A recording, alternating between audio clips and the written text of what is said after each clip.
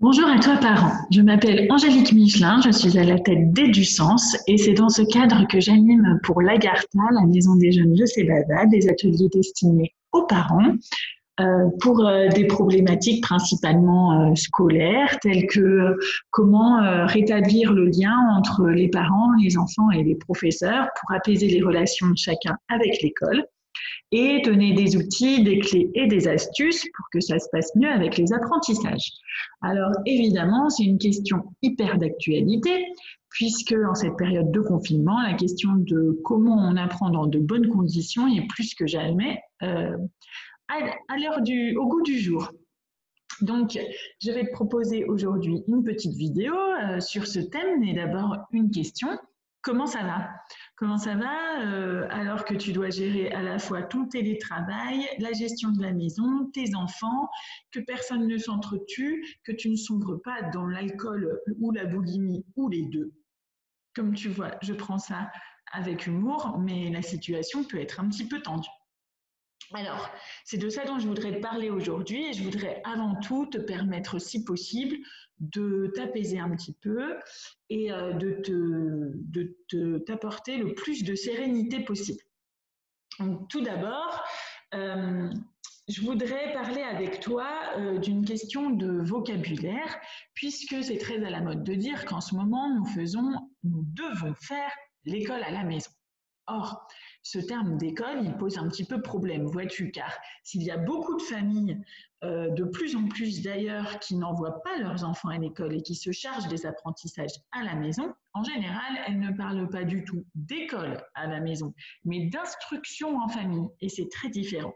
L'instruction, c'est le fait d'apprendre des choses, de découvrir, et il n'est pas question, il n'a jamais été question de ramener l'école à la maison. En fait, toi, tu es le parent de ton enfant, tu n'es pas son professeur. Et même si tu es prof dans la vie, avant tout, tu es son parent. Tu n'as pas fait un enfant pour être son prof. Donc ça, c'est une première chose qui pose un petit peu problème parce qu'on a l'impression qu'on doit ramener la salle de classe à la maison. Ça n'est pas le cas.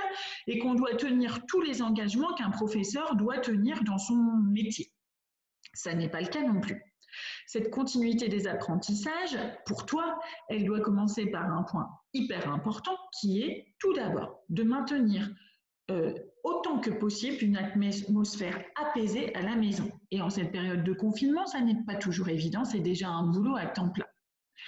En plus, alors que la question de ne plus aller à l'école pouvait passer pour une très bonne nouvelle au départ pour les enfants, quand même, ça devient un petit peu long, ça a été très brusque, ils n'ont pas le droit de sortir, pas le droit de voir leurs copains, peut-être es-tu enfermé dans un appartement, et la situation actuelle est quand même très anxiogène avec beaucoup de malades, beaucoup de décès, et on ne sait toujours pas quand on aura réellement le droit de reprendre une vie normale.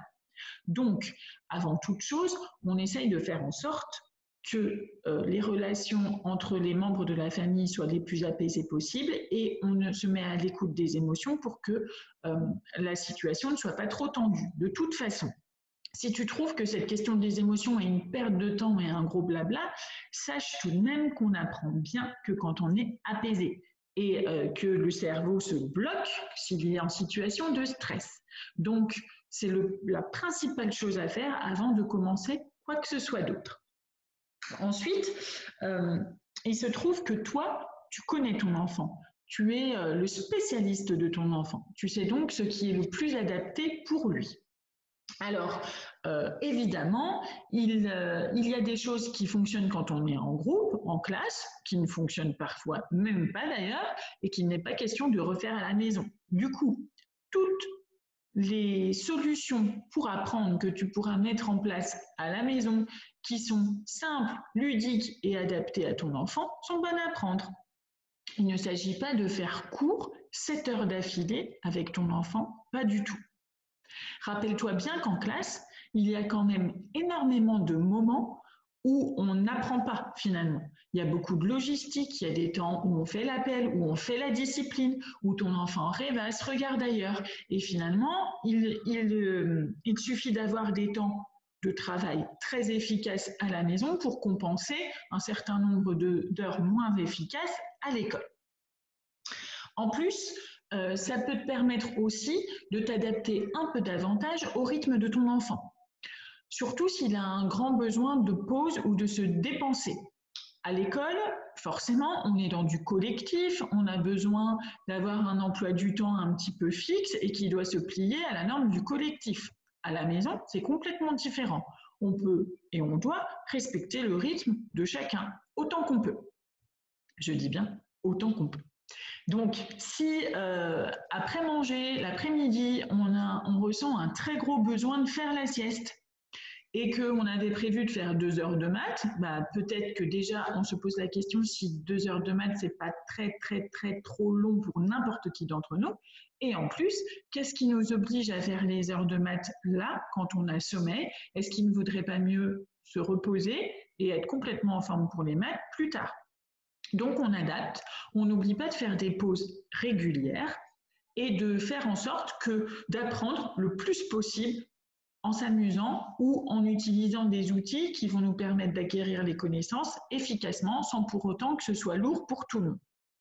Alors, par exemple, pour les petits, on va passer par apprendre à compter en mettant la table. On va se passer les couverts et ça va être super sympa. Pour les ados, il existe plein de supports pédagogiques sur Internet, mais on peut aussi acquérir une leçon d'histoire en regardant un documentaire. On peut très bien faire une petite expérience dans la cuisine pour voir comment fonctionne un principe de physique. Bref, on profite du fait qu'on est chez soi et qu'on a une beaucoup plus grande liberté pour tester des trucs. De la même façon, si on a besoin de bouger, on bouge. Si on a besoin de dessiner, on dessine. Si on a besoin de parler à haute voix, on parle à haute voix. Et puis, tu vas me dire, oui, enfin c'est très joli, mais le prof de mes enfants ou les profs de mes enfants leur envoient une quantité incroyable de travail. Alors, je vais te donner un conseil que je donne toujours et que j'applique moi-même. J'essaye en général d'appliquer les conseils que je donne, ça n'est pas toujours facile. C'est de prendre contact avec le ou les profs. Si ça se passe très mal et que vraiment c'est la galère, contacte-le. Explique-lui comment ça se passe, demande-lui des conseils, demande-lui surtout comment tu peux adapter au mieux et ce sur quoi il ne veut pas déroger. S'il te dit on ne déroge sur rien, alors tu lui dis que ce n'est pas possible, que le quotidien se passe trop mal, qu'il faut être à l'écoute de ton enfant. Voire même, tu peux lui demander s'il a une idée d'activité qui serait plus adaptée pour ton enfant. Finalement, à l'école, on n'a pas toujours le temps d'adapter et de personnaliser l'apprentissage. À la maison, c'est plus facile. Donc, qu'il t'envoie des idées ou des liens vers des documents qui vont permettre à ton enfant de mieux comprendre. Il se peut que ton enfant, dès le départ, ait des difficultés, qu'il souffre d'un trouble des apprentissages ou qu'il ait déjà pris une certaine dose de retard à l'école. Or, peut-être t'es-tu mis dans la tête que tu avais pour mission de faire en sorte de rattraper tout ce retard et ça n'est pas le cas. Peut-être que le simple fait de prendre de la distance avec l'école et d'apprendre de façon différente aidera, mais si ça n'aide pas, ça n'est pas de ta faute et ça n'est pas à toi de t'en vouloir. Donc, tu vois, rétablir cette communication avec le professeur, ça peut être un bon point de départ pour te déculpabiliser et trouver d'autres solutions qui fonctionneront d'autant mieux qu'elles seront adaptées à ton enfant. Par ailleurs, je te propose tous les jours sur le site internet www.edu-sens.fr et sur les réseaux sociaux associés des petites activités simples et sympas à mettre en place avec les enfants qui leur permettront de mettre en place des compétences, de renforcer leurs acquis ou d'apprendre plein de choses sans pour autant en avoir l'impression. Et je reste en lien avec l'Agartha pour t'aider. Il y aura d'autres vidéos, il y aura des moyens de répondre à tes questions. N'hésite pas à me joindre si tu en as besoin, je reste disponible et à l'écoute. Je te souhaite très bon courage et je te dis à bientôt.